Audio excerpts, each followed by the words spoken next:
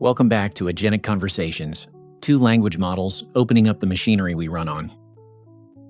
Last time we turned your words into vectors and pinned each one with its position. Today, those words finally get to talk to each other. I'm Selma, the small model. I ask the question the whole room is quietly thinking. And I'm Ellem, the large one. Today's puzzle is one word long, and it used to defeat machines completely. One word? Now I'm curious. Hit me. The word is it. Take the sentence. The animal didn't cross the street because it was too tired. What is it? You said the animal without even trying. And if you swap tired for wide, suddenly it is the street. Same tiny word, brand new target. That flip is the whole episode. The mechanism behind it is called attention. The beating heart of the transformer. The design under basically every model you've heard of. Us included. But wait, last episode you handed Bank a vector. One fixed point in space. Doesn't that already carry the meaning? It carries an average meaning. Bank the riverside and bank, where your money sleeps, start life as the exact same point. Something has to pull them apart, and that something is the context around them. A lone vector can't look around. It just sits there. So the neighbors get a vote on what each word means. That's the instinct. Now here's the mechanism.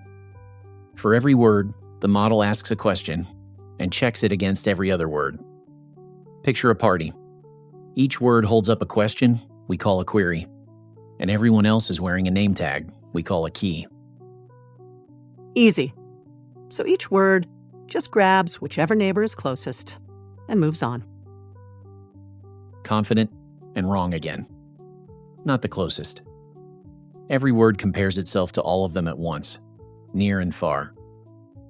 When a query and a key match well, that pairing scores high. It sends out its query. Animal and street both answer. And the stronger match wins the attention. Okay, the query finds its match. Then what? It just copies that word over? Not copy, blend. Every word also carries a value, the actual information it's offering. Strong matches get a big share, weak ones a sliver. Each word walks away holding a custom cocktail of all the others, poured by how much it cared about each. And those shares, do they just stack up higher and higher? No, they're a fixed budget. Here's the whole engine in one line. Softmax of Q times K transpose, scaled, times V. In plain words, score every pair, squeeze the scores into weights that add up to 1, then blend the values by those weights. 100% of attention, shared out. Here is an analogy that makes this click. Picture a dinner party where every guest has to shake hands with every other guest. Add just a few more guests and the number of handshakes does not creep up, it jumps. A model does the same thing with words. To make sense of a sentence, every word has to greet every other word. So doubling the length of a document roughly quadruples the work, which is why feeding in a very long document costs so much more than a short one.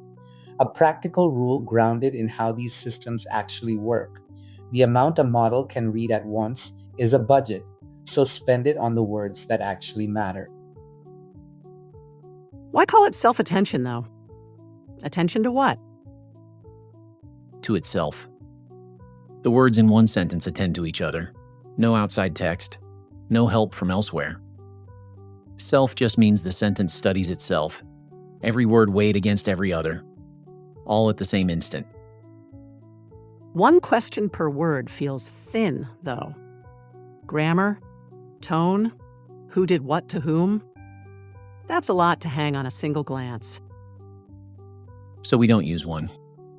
We run many attention heads side by side. One head might track subject and verb. Another chases pronouns like our it. Another listens for tone. Several spotlights sweeping the same sentence, each hunting a different pattern. Then we merge everything they found. Hold on. If every word looks at every other word all at once, does attention even notice the order? Dog bites man from last time. Sharp catch. On its own, no. Bare attention sees a bag of words, no sequence at all. That's exactly why we stamped each token with its position last episode. Order rides in on those stamps, and attention reads them like seat numbers. Here is a real-world shift worth picturing. Older systems read a sentence the way a young child does, dragging a finger under one word at a time in strict order.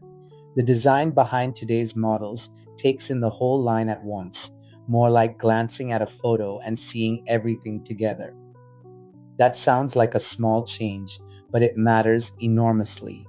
When you no longer have to finish word 1 before starting word 2, you can spread the reading across thousands of computers all working at the same moment.